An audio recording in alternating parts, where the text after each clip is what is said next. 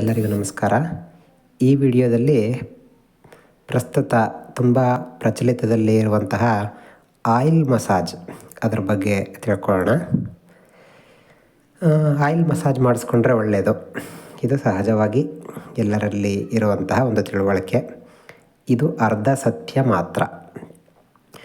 ನಾವು ಜನರಲ್ಲಾಗಿ ಈ ಸ್ಪಾಗಳಲ್ಲಿ ಮಾಡಿಸ್ಕೊಳ್ಳುವಂತಹ ಆಯಿಲ್ ಮಸಾಜ್ಗೂ ಹಾಗೂ ಆಯುರ್ವೇದ ಸಂಹಿತೆಗಳಲ್ಲಿ ಹೇಳಿರುವಂತಹ ಕ್ಲಾಸಿಕಲ್ ಆಯುರ್ವೇದಿಕ್ ಮಸಾಜ್ಗೂ ಬಹಳಷ್ಟು ವ್ಯತ್ಯಾಸಗಳಿದೆ.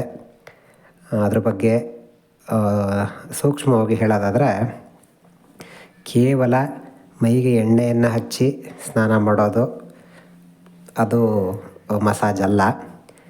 ನಾವು ನಮ್ಮ ದೇಹ ಪ್ರಕೃತಿಗೆ ಅನುಸಾರವಾಗಿ ನಮ್ಮ ದೇಹಕ್ಕೆ ಅವಶ್ಯಕತೆ ಇರುವಂತಹ ಗಿಡಮೂಲಿಕೆಗಳನ್ನು ಬಳಸಿ ಮಾಡಿಕೊಂಡಿರುವಂತಹ ತೈಲಗಳನ್ನು ದೇಹಕ್ಕೆ ಹಚ್ಚಿ ಅದನ್ನು ದೇಹ ಹೀರಿಕೊಳ್ಳುವಂತೆ ಮಾಡಿ, ಹೀರಿಕೊಂಡ ನಂತರ ದೇಹದ ಒಳಗಿರುವಂತಹ ನಾವೇನು ಟಾಕ್ಸಿನ್ಸ್ ಅಂತ ಏನು ಹೇಳ್ತೀವಿ, ಆ ದೇಹದ ಒಳಗಿರುವಂತಹ ನಿರುಪಯುಕ್ತವಾದ ಅಂಶಗಳನ್ನು ಬೆವರಿನ ಮುಖಾಂತರ ಹೊರಗಡೆ ತಂದು ಅದನ್ನು ಈಚೆ ಹಾಕುವುದಕ್ಕೆ ಅದು ಸರಿಯಾದ ಆಯುರ್ವೇದ ಶಾಸ್ತ್ರದಲ್ಲಿ ಏನು ಅಭ್ಯಂಗ ಅಂತ ಹೇಳ್ತೀವಿ, ಅಂದರೆ ಕ್ಲಾಸಿಕಲ್ ಆಯುರ್ವೇದಿಕ್ ಶಾಸ್ತ್ರೋಕ್ತವಾದ ಆಯುರ್ವೇದದ ಅಭ್ಯಂಗ ಮೀನ್ಸ್ ಕ್ಲಾಸಿಕಲ್ ಆಯುರ್ವೇದಿಕ್ ಮಸಾಜ್.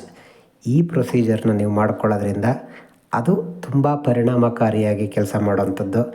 ಸುಮ್ಮನೆ ಏನೋ ಒಂದು ಸ್ಪಾಗಳಲ್ಲಿ ಹೋಗಿ ಎಣ್ಣೆಯನ್ನು ಹಚ್ಚಿಸ್ಕೊಂಡು ಸ್ನಾನ ಮಾಡೋದು ಅಥವಾ ನಾವೇನೇ ಮೈಗೆ ಎಣ್ಣೆ ಹಚ್ಕೊಂಡು ಸ್ನಾನ, ಅದರಿಂದ ಉಪಯೋಗ ಇಲ್ಲ ಅಂತ ಹೇಳ್ತಾ ಇಲ್ಲ.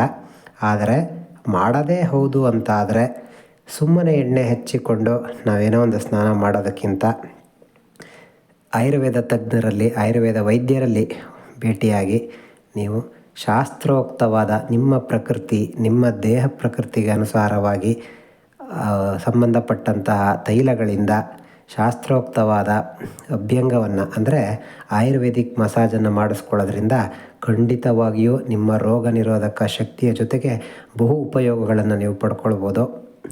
ಇದ್ರ ಬಗ್ಗೆ ಮುಂದಿನ ವಿಡಿಯೋದಲ್ಲಿ ಮತ್ತಷ್ಟು ಮಾಹಿತಿಗಳನ್ನು ಕೊಡ್ತೀನಿ.